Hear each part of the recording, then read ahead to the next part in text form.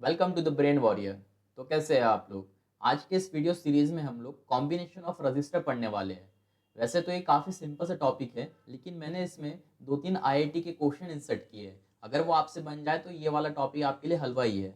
लेकिन हम इस वीडियो सीरीज में बहुत डीप तरीके से अच्छे से पढ़ने वाले हैं। और अगर आपको ये वीडियो सीरीज पसंद आ रही है तो आप इसको लाइक करें, इसको शेयर करें अपने फ्रेंड्स के साथ, और अगर चैनल को सब्सक्राइब नहीं किए तो चैनल को सब्सक्राइब कर दें। तो बिना किसी देरी के हम लोग स्टार्ट करते हैं। Let's begin the intro.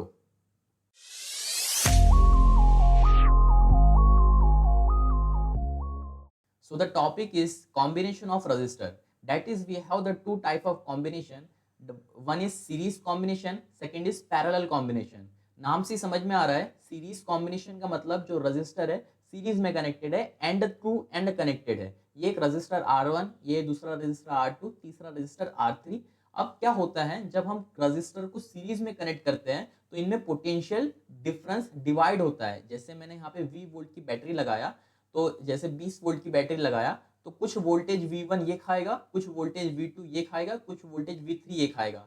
मैं बोल सकता हूँ कि जो पॉजिटिव वाली डंडी होती है बैटरी की, इसमें हाई पोटेंशियल है, और ये नेगेटिव वाली छोटी जो डंडी है ये नेगेटिव, तो इस पे ना लो पोटेंशियल है। तो हाई पोटेंशियल मैक्सिमम पोटेंशियल जैसे 20 वोल्ट की बैटरी है, तो ये पॉजिटिव वाली डंडी, और इधर इधर में है ना हमारा 20 वोल्ट जितने की हमारा V वोल्ट है वो यहाँ पे जा रहा होगा। फिर यहाँ पे V1 डिस्ट्रीब्यूट हुआ, तो इस वाले V2 वाले R2 वाला जो रजिस्टर है इसको V1 V माइनस V1 वाला वोल्टेज मिलेगा, डेट इज V2 ये खाएगा और कुछ भेज देगा V3 के पास। और जब वोल्टेज जब यहाँ से करंट जा रहा होगा तो ये लो पोटेंशियल के ऊपर जा रहा है। लो पोटेंशियल यानी हम कह सकते हैं जीरो पोटेंशियल से इधर करंट फ्लो कर रहा है। बात बहुत डीप है कि आप अच्छे से समझो ये बात, कि यही आपके कॉन्सेप्ट क्लियर होंगे ना तो आप एक बड़ा क्वेश्चन सॉल्व कर सकते हो।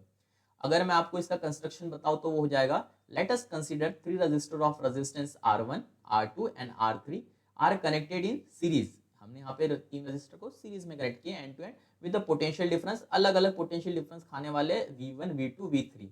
Late I be the current passing through each resistor. बहुत सिंपल सा क्वेश्चन है, आप लोगों से ये बताओ, अगर ये V1 है, ये V2 है, V3 है, मतलब तीन प्रकार के रजिस्टर है, तो इनमें करंट सेम होगा या डिफरेंट होगा? I1 करंट, I2, I3 होंगे, या फिर I करंट सेम फ्लो करेगा? सेम करंट फ्लो करेगा, क्योंकि जो इस सीरीज में कनेक्ट है, सीरीज में करंट सेम फ्लो करता है, पोटेंशियल डिफरेंस डिवाइड होता है। इतनी बात समझ में आ गई है, आगे बढ़ते हैं। तो अब हम कह सकते हैं पोटेंशियल डिफरेंस डिवाइड होता है, तो total potential is equal to जितनी बैटरी ने पोटेंशियल खाया वो बराबर होने वाला है, V1, V2, V3। और यहाँ से अगर V1 की वैल्यू मैं आपको बताऊं ना, ये V1 की वैल्यू तो अपने को ओम्स लॉ से पता है, V is equal to IR। तो V1 is equal to I current flow कर रहा है, और R1, तो V1 is equal to IR1। इसी की तरह V2 is equal to IR2, V3 is equal to IR3। अब हमको ये ऊपर वाली इक्वेशन और तीनों को इक्वेट कर देंगे तो हमारे पास आ जाएगा V is equal to IR1 plus IR2 plus IR3। I ने आई को अब यहाँ पे V is equal to IR से हम यहाँ पे पुट कर देंगे, I is equal to RS। ये RS हमको बता रहा है कि total resistance R equivalent in जो तीनों रजिस्टर जो सीरीज में लगे वो RS है। तो यहाँ से इंपॉर्टेंट वाला फॉर्मूला हमारे पास आ गया है, RS is equal to R1 plus R2 plus R3। बहुत सिंपल सा चीज थी, इसमें कोई दिक्कत की बात नहीं है। बिना किसी देरी के हम लोग हमारे क्वेश्चन के ऊपर बढ़ते हैं। एकदम सिंपल सा क्वेश्चन है, मैंने खुद ने इंसर्ट किया है, ये इतना भारी भरकम क्वेश्चन नहीं है। क्या बोलता है, ये जब हमारा फिगर है, ये आपको फिगर दिख रहा है, इसमें दो रजिस्टर है जो कि सीरीज में लगे हैं, तो इनका आर इक्विवेलेंट निकालो। देखो सबसे पहले ये पूछा है, इनका आर इक्विवेलेंट निकाल के दो। अरे चलो ना यार, हाँ। आर इक्विवेलेंट निकालने के लिए क्या करेंगे हम लोग, जो रजिस्टर है जो सीरीज में रजिस्टर है डायरेक्ट डायरेक्ट उनको ऐड कर देंगे, तो 2 + 3 = 5।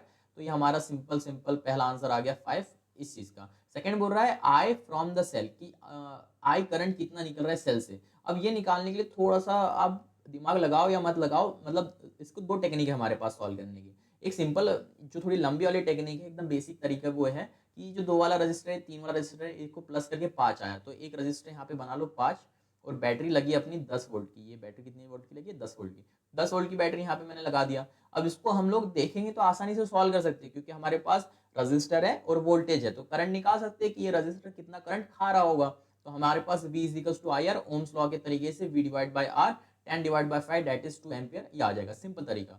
और थोड़ा सा आप लोग दिमाग में सोचो कि अगर ये रजिस्टर है और ये सीरीज में कनेक्टेड है, तो ये हमने डायरेक्ट ऐड किए, 3 + 2 दैट इज 5।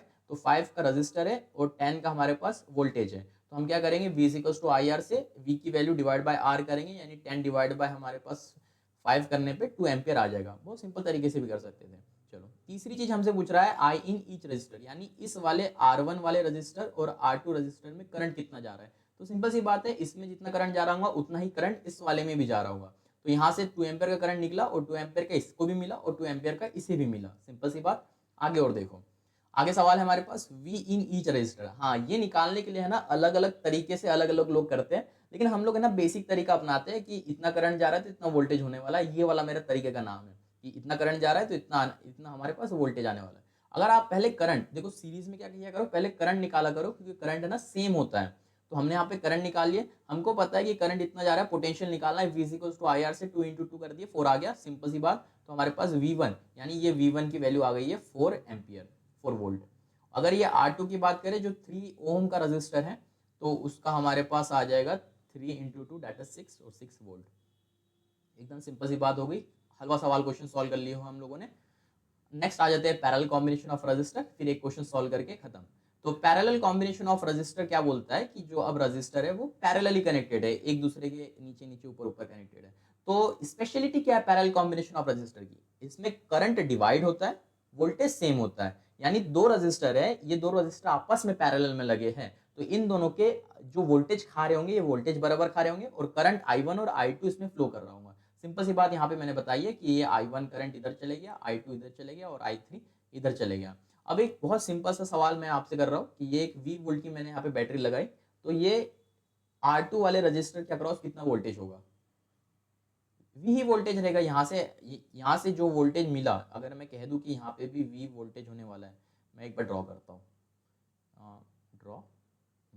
मैंने बोला कि ए पॉइंट के ऊपर भी V वोल्टेज है और ये B पॉइंट के ऊपर तो 0 वोल्टेज है। तो ये V वाला वोल्टेज A पॉइंट के ऊपर और B पॉइंट के ऊपर 0 वोल्टेज, तो A और B के बीच में R2 रजिस्टर भी है, तो R2 का भी V वोल्टेज, क्योंकि फाइनल माइनस इनिशियल कर देंगे अपन, तो यहाँ से हमारे पास वोल्टेज आ जाएगा हाई माइनस लो, और मतलब ये तीनों के अक्रॉस क्या है, सेम वोल्टेज है। ठीक है, आगे हम लोग यहाँ से I करंट फ्लो करा। अब ये जो I गया, ये I1 और I2 I3 में बढ़ गया। यहाँ पे थोड़ा सा आप हमको समझने वाली बात है, इसका कंस्ट्रक्शन में ऊपर बताओ तो देखते हैं। Let us consider 3 register of resistance R1 R2 and R3। 3 register है respectively connected in parallel.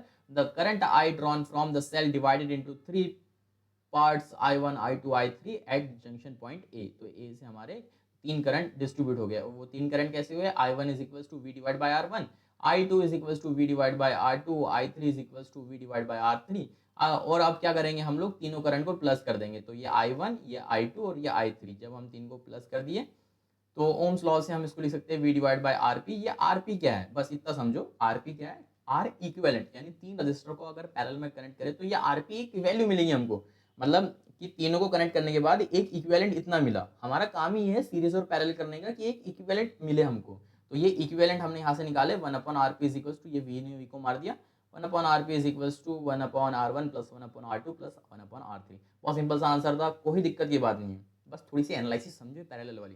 Parallel वाला थोड़ा थोड़ा फंसा देता है हमको। एनालिसिस क्या बोलती है, कभी आपके पास दो रजिस्टर हो R1 और R2, तो ये वाला फॉर्मूला चिपकाने से अच्छा डायरेक्ट ये करो कि है फॉर्मूला ये, पर इसको सॉल्व करके हमने ऐसे लिख लिए कि R equivalent is equals to R1 R2 divide by R1 plus R2, हमने ऐसा लिख दिया। ये वाला फॉर्मूला आपके काम में आ जाएगा जल्दी जल्दी में, कि हमारे पास दो रजिस्टर है 2 और 3 ओम के, तो फट से इनका मल्टीप्लाई कर दो 6 डिवाइड बाय प्लस कर दो 5, 6 डिवाइड बाय 5, फट से आंसर आ जाएगा। बढ़िया। अब देखो दूसरी और एनालिसिस ये बोल रही है कि आपके पास n रजिस्टर है इक्वल रेजिस्टेंस की, ऐसे बहुत सारे लगे हैं n। अब वो n नंबर कुछ भी हो सकता है, 10 5 15 कुछ भी। तो ऐसे आपको बोल दिया कि 10 रजिस्टर है जो कि सारे इक्वल रेजिस्टेंस के, जिसका 5 ओम रजिस्टर होने वाला है। तो हम क्या करेंगे, इसके लिए हमारे पास एक फॉर्मूला ये वाला हमने डिराइव किया। वैसे ये फॉर्मूला बना है बेसिक वाले फॉर्मूले से ही है, तो वो फॉर्मूला बोलता है R equivalent is equals to R divide by n। ये n क्या है, टोटल नंबर ऑफ रजिस्टर, और R क्या है, जो हमको ओम में रजिस्टर दे रखा था। तो ऐसे हम R इक्विवेलेंट आसानी से निकाल सकते हैं। एक सिंपल सा क्वेश्चन सॉल्व करो जल्दी से। अगर ये हमारे पास एक डायग्राम, सिस्टमेटिक डायग्राम दे रखा है, जिसमें एक रजिस्टर है 6 ओम का, दूसरा है 12 ओम का, और एक बैटरी लगी है 12 वोल्ट की। तो ये सिंपल सी बात है, यहाँ से 12 वोल्ट का वोल्टेज निकला, 12 इसको भी मिला, 12 इसको भी मिला, 12 दोनों ने खा लिए, और इधर से आगे 0 पे, तो मैंने यहाँ पे 0 लिख दिया। बहुत सिंपल सी कहानी है, आप ये कहानी समझो।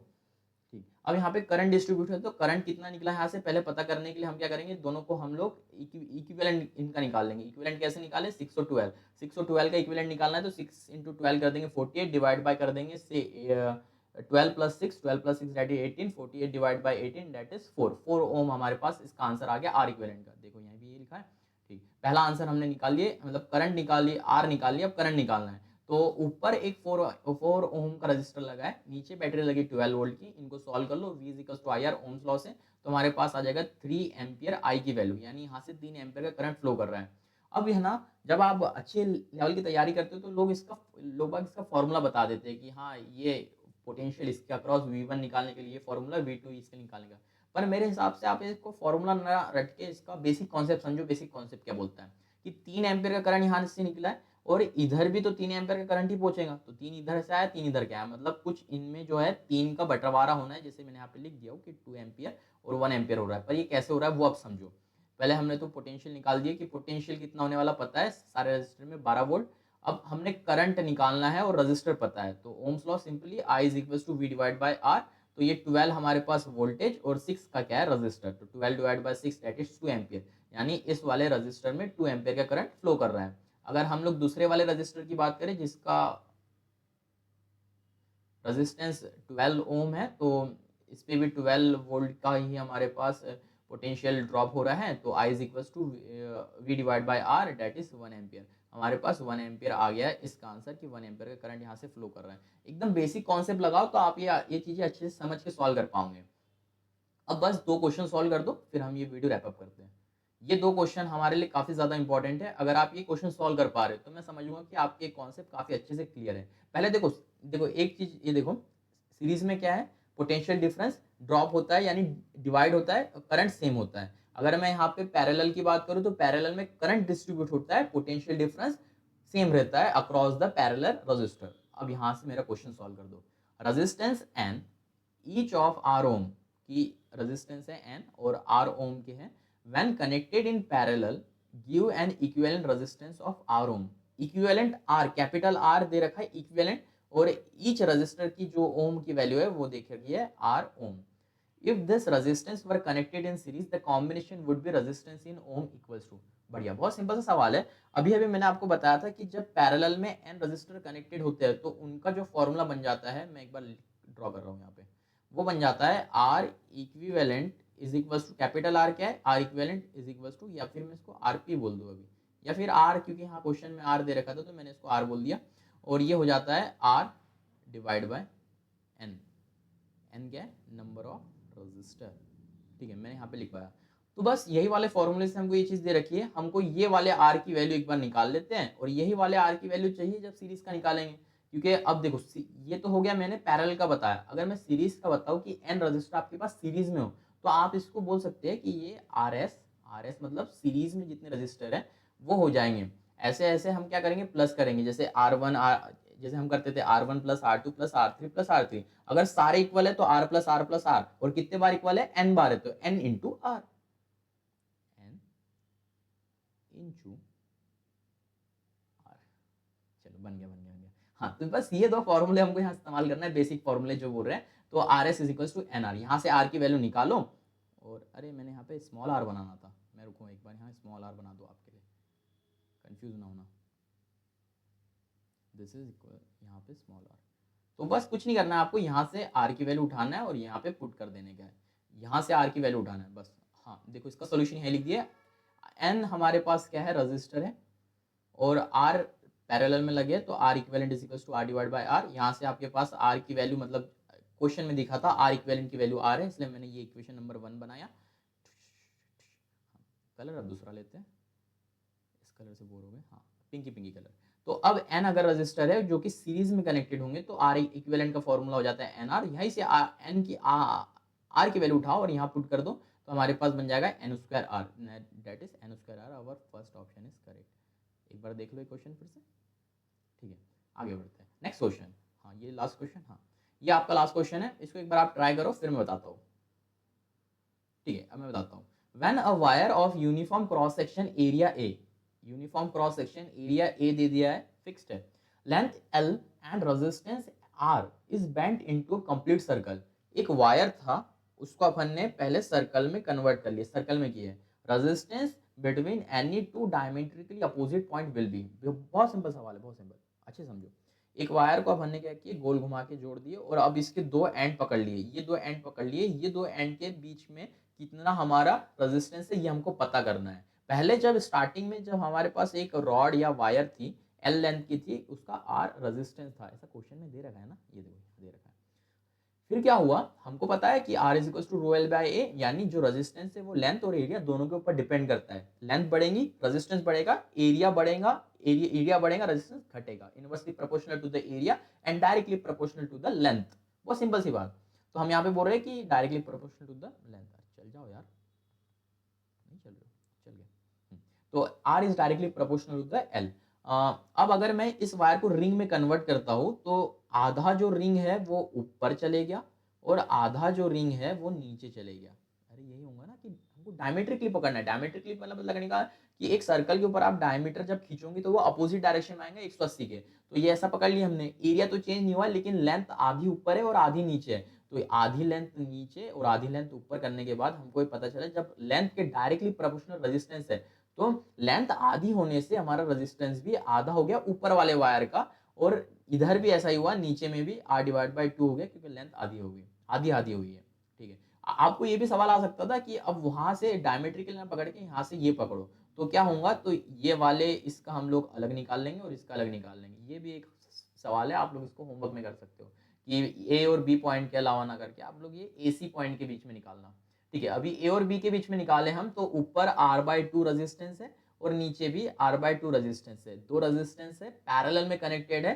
डायरेक्ट फॉर्मूला लगाओ, R divide by N, R की वैल्यू है R/2 लिखे और दो रजिस्टर कनेक्टेड है यहाँ पे इसलिए दो, तो ये R/4 बन जाएगा। That is our A option is correct. मेरे हिसाब से आपके बेसिक कॉन्सेप्ट यहाँ से क्लियर हो रहे होंगे। बहुत सिंपल सा हमारा ये लेक्चर था, इसके अंदर हमने बहुत सिंपल सिंपल सी बात की है, that is combination of register. पहला था सीरीज और दूसरा था पैरेलल। आपको ये नोट्स चाहिए तो आप कमेंट में लिखिए कि आपको नोट्स चाहिए, मैं आपको प्रोवाइड करा दूंगा। ठीक है, सीरीज और पैरेलल हो गए हमारे। नेक्स्ट वाले लेक्चर में हम लोग सेल के बारे में पढ़ेंगे। ये वाला वीडियो काफी ज्यादा इंपॉर्टेंट होने वाला है, सेल वाला। भले ये जो हम पैरेलल कॉम्बिनेशन देखें, सीरीज कॉम्बिनेशन उतना ज्यादा इंपॉर्टेंट नहीं था, सेल वाला काफी ज्यादा इंपॉर्टेंट होगा। इंटरनल रेजिस्टेंस ईएमएफ जब हम पढ़ेंगे, जब आपको बहुत अच्छे सारा चीजें समझ में आ रही होंगी, जब आपका दिमाग इस्तेमाल हो रहा होगा। अभी तो 10th क्लास में जो पढ़े वही सारा हमने रिवाइज कर दिए। तो ठीक है, आपको अगर ये वीडियो अच्छा लगा तो आप इसको लाइक कर दिए और कमेंट कर दें कि आपको कैसा लग रहा है, और चैनल को सब्सक्राइब नहीं किया तो चैनल सब्सक्राइब कर दो। आज के लिए इतना ही, मिलते हैं हम किसी और नेक्स्ट वीडियो में, तब तक के लिए बाय।